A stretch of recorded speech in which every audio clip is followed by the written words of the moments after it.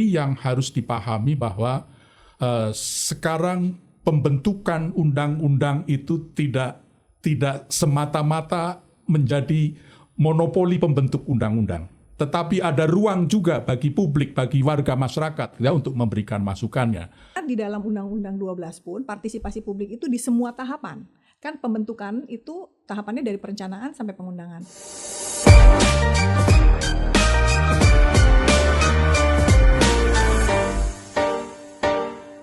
Satu lagi mungkin pertanyaan dari warganet. Oke, ini kita yang sudah kita pilih dan kurasi ya. Yang pertanyaan kedua, secara formal kita punya mekanisme perencanaan yang rapi. Tadi dijelaskan oleh Bu Aisyah ya. Tapi kami masyarakat sering gagal paham kenapa RUU yang penting nggak bisa jalan. Sebuah RUU bisa jalan atau tidak itu ditentukan oleh apa? Saat ini kan ada 44 prioritas tahun 2026. Artinya itu semuanya harusnya penting. Namun memang tingkat kesulitan RUU itu beda-beda. Jadi memang ada yang cepat, dibahasnya cepat karena dispute-nya nggak terlalu banyak. Tapi ada yang lama, begitu ya, yang lama. Dan masalah politik itu lagi-lagi memang nggak bisa dikesampingkan. Perlu diperbaiki juga mekanisme dan cara menyusun prolegnas itu emang harus ada perbaikan sih sebenarnya. Tapi ini juga sedang dikaji lagi, diwacanakan oleh kami. Nanti pasti akan dikomunikasikan juga dengan DPR. Artinya akan lebih tersaring lagi yang masuk tersaring, prolegnas ya. Betul. Tadi salah satu poin yang saya catat juga dari Prof soal meaningful participation. Bagaimana partisipasi dari seluruh stakeholder termasuk juga dari masyarakat. Apa idealnya kalau kemudian masyarakat ingin bersuara, Prof? Kanalnya itu seperti apa sih untuk bisa betul-betul berpartisipasi dalam pembentukan peraturan perundang-undangan? Ya, di Undang-Undang 12 2011 dan yang sudah direvisi itu menentukan asas peraturan perundang-undangan itu salah satunya adalah keterbukaan. Meaningful participation itu dalam rangka memenuhi asas keterbukaan itu. Memang kita tidak mungkin gitu ya, yang namanya keterbukaan itu terbuka seluruhnya, seluruh masyarakat gitu ya. Kapan jadinya kalau kita nunggu seluruh masyarakat harus memberikan masukan gitu ya. Nah, tentu yang paling penting sekarang mungkin nanti dimasukkan dalam revisi atau penggantian undang-undang tentang pembentukan peraturan perundang-undangan itu adalah ukurannya, kriterianya gitu. Kapan sih yang dimaksud dengan memenuhi persyaratan meaningful participation itu ya. Sampai sekarang meskipun itu sudah ada disebutkan dalam Undang-Undang 13 2022 tetapi arahannya diatur lebih lanjut dengan Perpres. Sementara Perpresnya masih Perpres yang lama. Sekarang juga sedang diupayakan untuk dilakukan perubahan. Jadi yang namanya meaningful participation itu ya harus kita pahami bersama.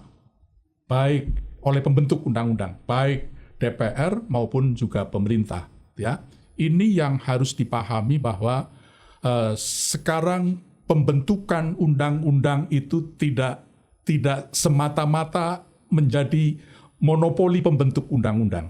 Tetapi ada ruang juga bagi publik, bagi warga masyarakat ya, untuk memberikan masukannya. Tetapi juga harus diingat bahwa warga atau masyarakat juga tidak sepenuhnya mempunyai memaksakan, kita tanda petik, memaksakan agar masukannya atau pendapatnya itu diterima. Karena ada pendapat saya bahwa politik hukum itu sebetulnya monopoli dari pembentuk undang-undang.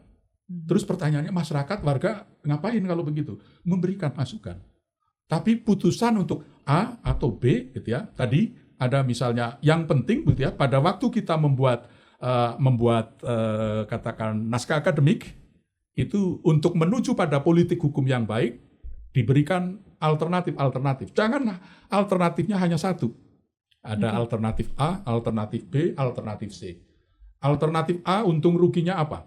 Alternatif B untung ruginya apa? Alternatif C untung ruginya apa? Setelah mendapat masukan dari masyarakat. Dengan ada alternatif yang tidak hanya satu, dan juga tadi ada cost and benefit-nya, untung ruginya, manfaat mudaratnya, gitu ya. Nanti pengambil keputusan diharapkan mengambil yang terbaik itu yang mana, gitu loh. Harapannya sesuai dengan masukan dari masyarakat. Ya. Tapi bahwa sekali lagi tadi saya sampaikan bahwa pengambilan keputusan untuk politik hukum itu menjadi monopoli pembentuk undang-undang. Memang, gitu ya, memang warga masyarakat punya hak untuk didengar tadi ya, hak Iya. untuk dipertimbangkan, hak untuk dijelaskan. Tetapi bahwa warga atau masyarakat tidak punya hak right to be accepted, gitu ya. Apa yang dimasukkan, disampaikan harus diterima, tidak, gitu ya ini. Ya. Tapi tadi meaningful participation-nya kita ajak sama-sama, ayo kita diskusikan, gitu ya. Harapannya kalau dijelaskan ada kemanfaatannya gitu ya. Tapi kalau sudah enggak, ya sudah baru ya silakan ada mekanisme judicial review gitu ya. Tapi Oke. jangan di ujung Anda enggak sependapat dengan kami silakan judicial review. Jangan seperti itu. Tapi kita ajak dulu gitu ya, diskusi, rembukan, baru setelah itu enggak terima juga ya sudah silakan Anda nanti judicial review. Gitu. Singkatnya Prof, untuk meaningful participation ini apakah sudah ke arah yang lebih baik pada saat ini? Menurut saya menuju tapi belum. Baik, nah Bu Aisyah, jadi kalau publik ingin lebih dekat, ingin lebih terlibat dalam pembentukan peraturan perundang-undangan, bisa mulai dari mana Bu Aisyah? Mulai dari awal, dari sejak pemerintah atau DPR sedang melakukan pengkajian. Dalam ranah penentuan kebijakan itu, dukungannya itu ya RIA itu tadi, Regulatory Impact Assessment. Di situ masyarakat, stakeholder, ya, pemangku kepentingan dan kelompok kepentingan itu sudah bisa mulai ikut serta di situ. Karena di dalam Undang-Undang 12 pun partisipasi publik itu di semua tahapan. Kan pembentukan itu tahapannya dari perencanaan sampai pengundangan. Nah kalau di pasal 97 dan 97 AB yang diubah itu di semua tahapan. Baik, berarti pintu untuk publik ini tentu selalu terbuka dalam pembentukan undang-undang begitu ya, ataupun peraturan Dan harus perundang dibuka lainnya. memang. Dan terima kasih teman-teman sudah menyaksikan podcast WhatsApp Kementerian Hukum untuk edisi kali ini, dan terima kasih juga untuk Prof. Wicipto, terima kasih kasih, untuk Mbak Bu Aisyah Aisyah. sudah bergabung bersama dengan kami di sini. Sampai ketemu di edisi berikutnya.